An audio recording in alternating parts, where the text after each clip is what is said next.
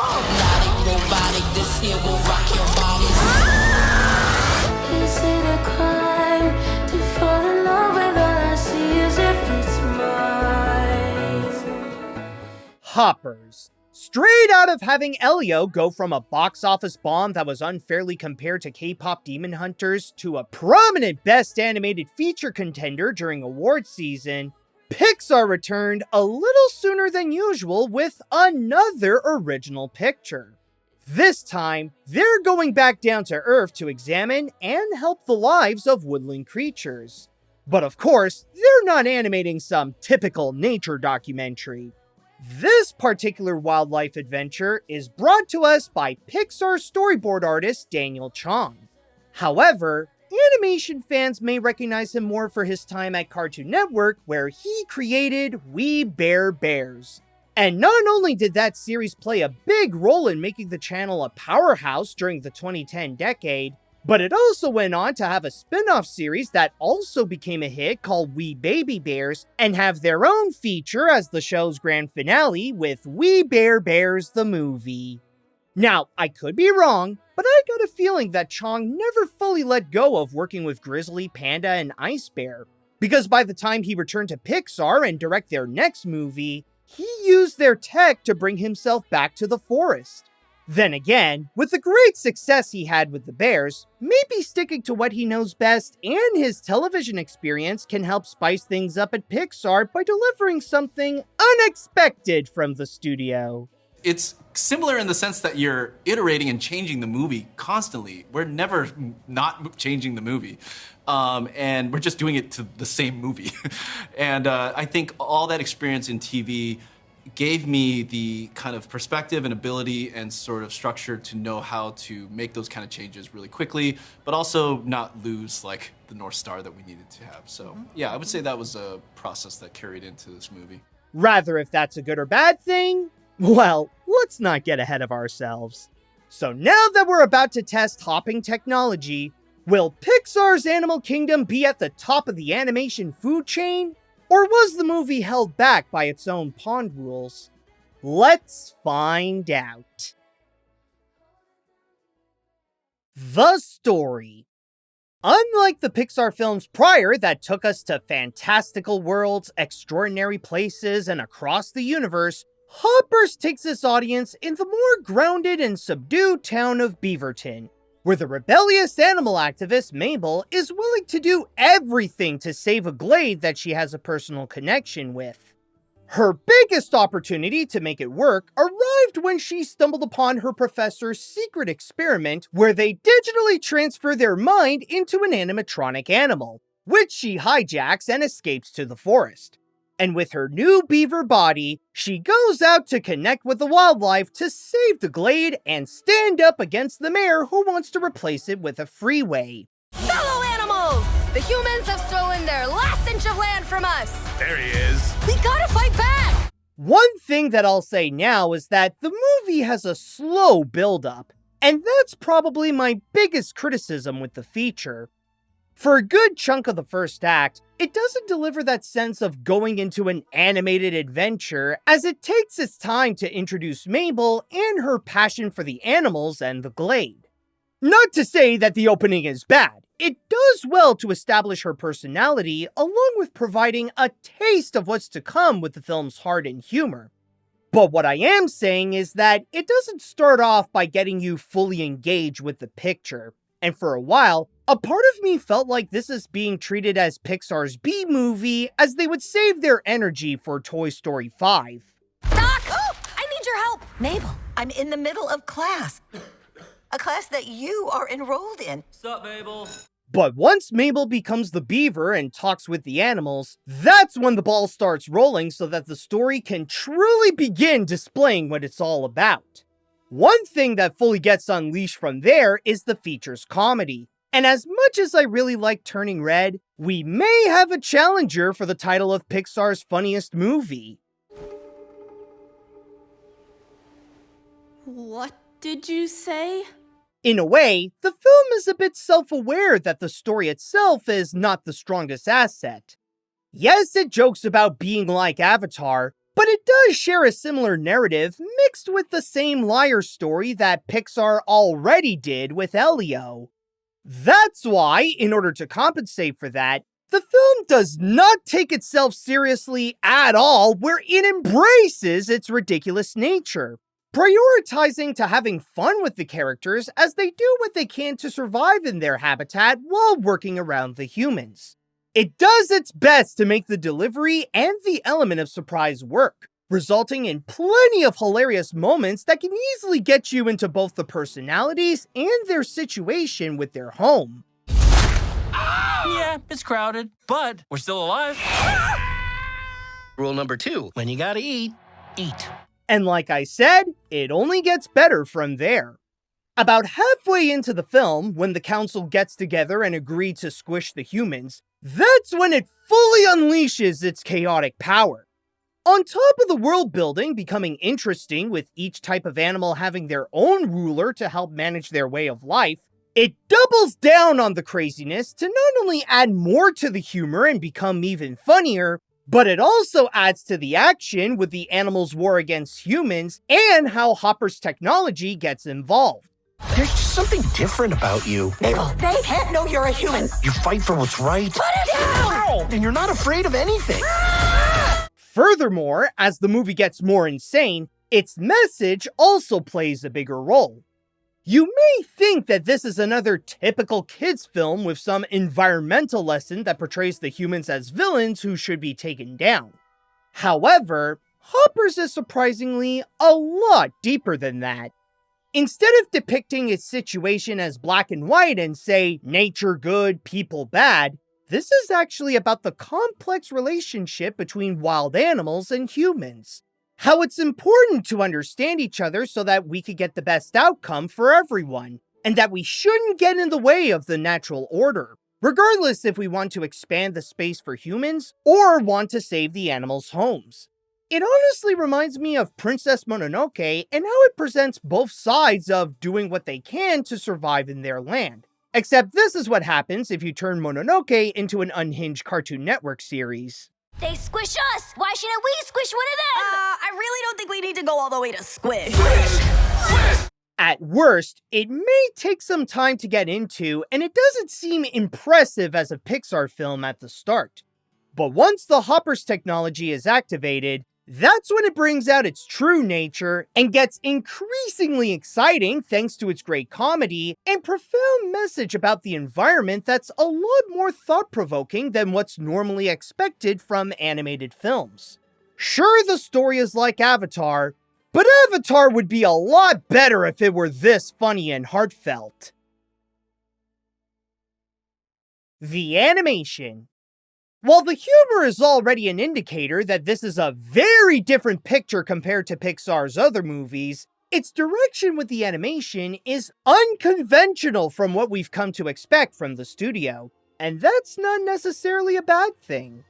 As strange as it may sound, I find that Beaverton makes this the most down-to-earth visuals that Pixar has made for a whole movie, considering that its setting is primarily in a forest that's next to a regular town. This is not like with their previous films where they frequently put the spotlight onto the animators to have them present their creativity with these unique worlds. Even the perspective doesn't seem that drastically different to ours compared to how they presented the point of view of fish, toys, or a rat. In a way, it's the closest we got to an Inside Out movie, but only with the scenes with Riley if she would be hiking in the woods and never go inside her head. This is partly why I felt that the start was a little slow. There's not much about its concepts with the environment that immediately got me immersed into the picture. Yes, the film emphasizes a lot about why the forest is very important to these animals and Mabel, but that still doesn't change that this still looks like an average forest next to an average town. Whoa. Hey. But before anyone gets upset with this criticism, I'll admit now that this is only a minor complaint. Even if I didn't feel impressed with the concept of this world, That doesn't change that the team at Pixar still did a great job to create the backgrounds and provide the cast with the setting that it needed to present the adventure. That's why the animation puts all of its energy onto the characters themselves, and the work done on them is spectacular. First off, I love those designs. They have an element of simplicity to them where they have a lot of room to be highly dynamic with their expressions and poses.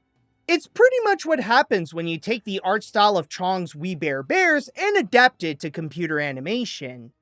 With the humans, they're very distinct from one another that makes the most out of their personalities like Mabel's passion, Dr. Sam's stress, and Mayor Jerry's confidence. So let me get this straight. You created a fake animal. Yes. Which makes the other animals think you're an animal. Yes! Guys, this is like Avatar. This is nothing like Avatar.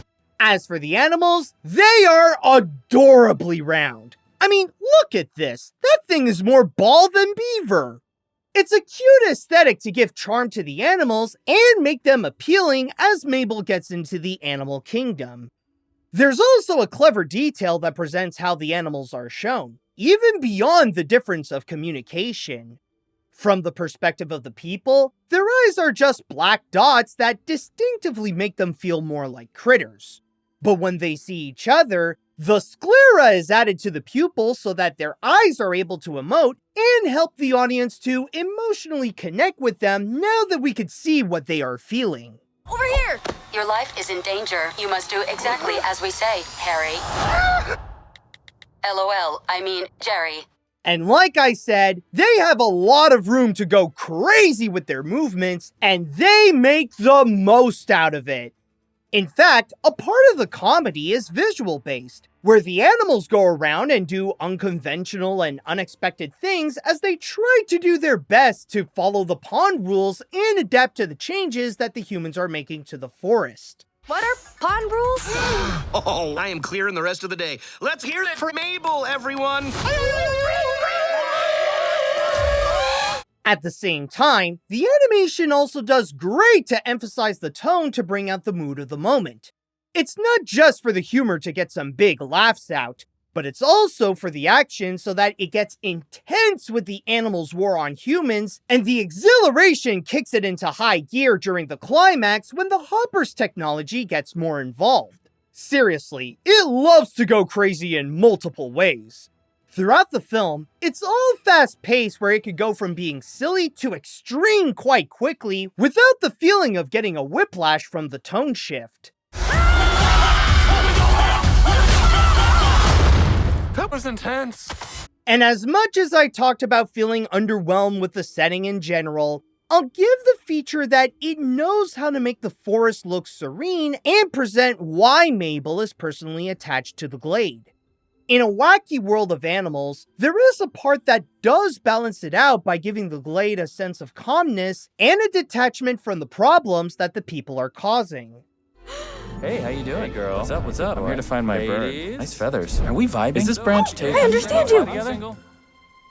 Ladies, so what you... While this may not push the medium to the next level by bringing us to worlds that we've never seen before, this is still great where it was able to enhance the comedy and make these cute animals so enjoyable to watch, along with carrying the emotional core that can have the audience more and more captivated as the feature continues. It's not revolutionary, but Hoppers is another shining example of Pixar's animation technology. The characters. With the kind of feature that this is, it's primarily the characters who are responsible for carrying the feature's comedy and story. And in that case, while I wouldn't say that they're strong enough to do it all by themselves, the way that they were able to come out with a lot of charisma is a big part to what makes this film entertaining, along with some having captivating personalities that provide the movie with more emotional layers. This especially applies to its lead, Mabel. Ever since she was little, she always acted like a defiant animal lover. But when it comes to that glade, it's one of the most important things to her, not just because it's the home of several animals, but it's also a place where she had many wonderful memories with her grandma. She's both very persistent and passionate with making sure that area is safe from the mayor's plans of building a freeway over it. And that passion is the heart of the picture. There's no mistake that she cares about it because it represents a piece of herself and what she loves. As much as this is for the animals because it's their habitat, she wants to protect what is a big part of her identity that helped shape who she became, which plays a significant role in having the audience want to see the place protected as much as she does. Dr. Sam, you're experimenting on animals? I'll handle her. Nisha, no.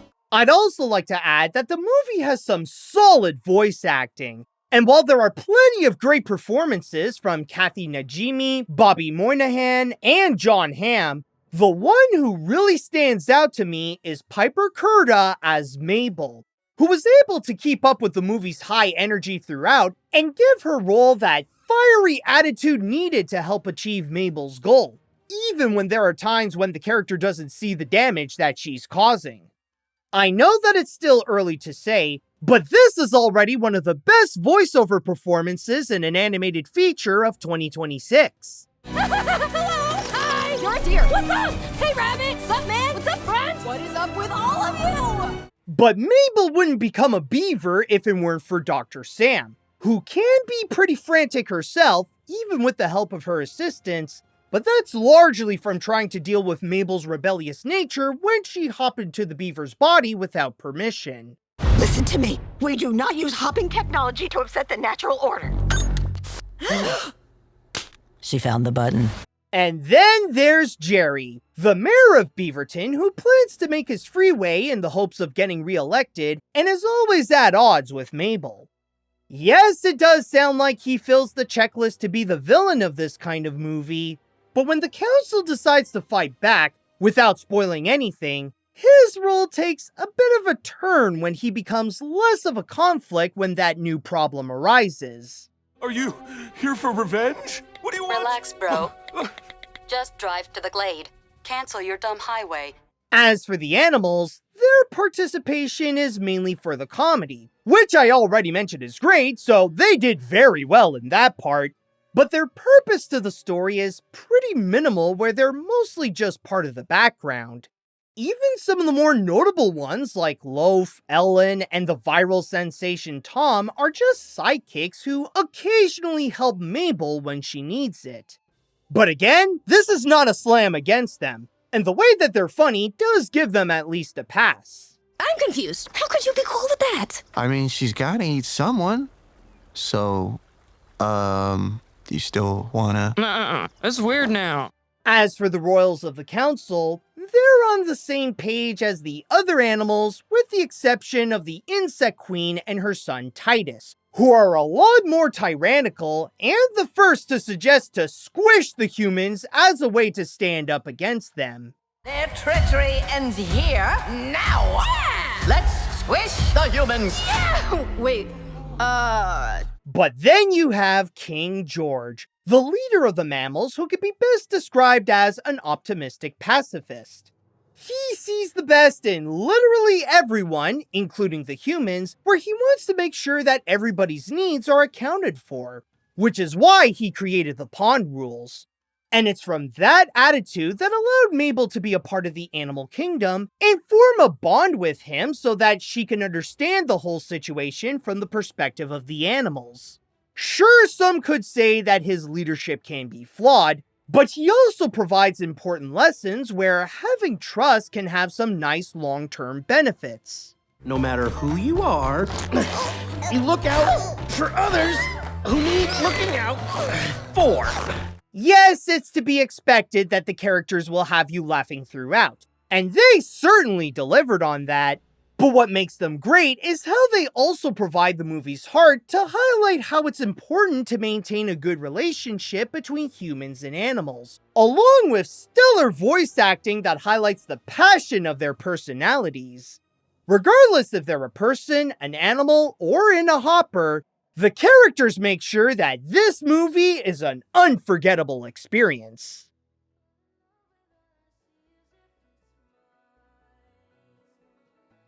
This is possibly the most unhinged and craziest movie in the studio's history, and that's why I think it's brilliant.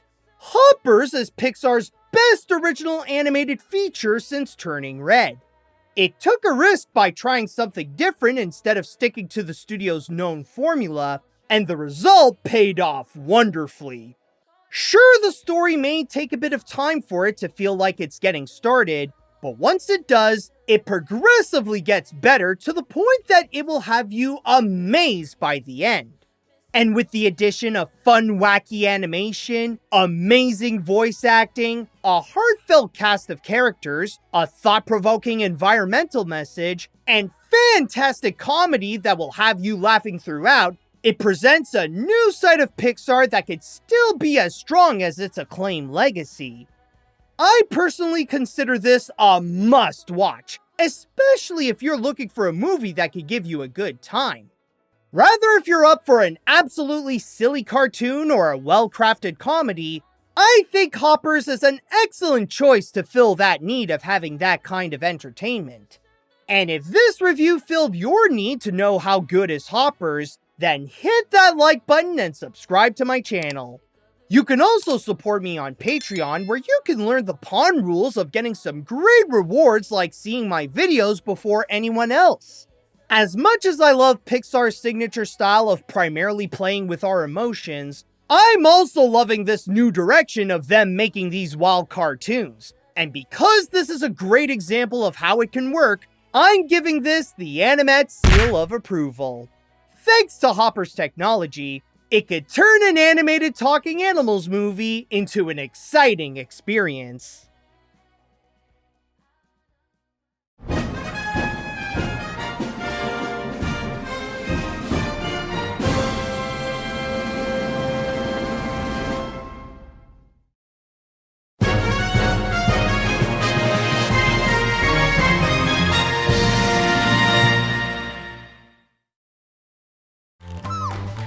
There.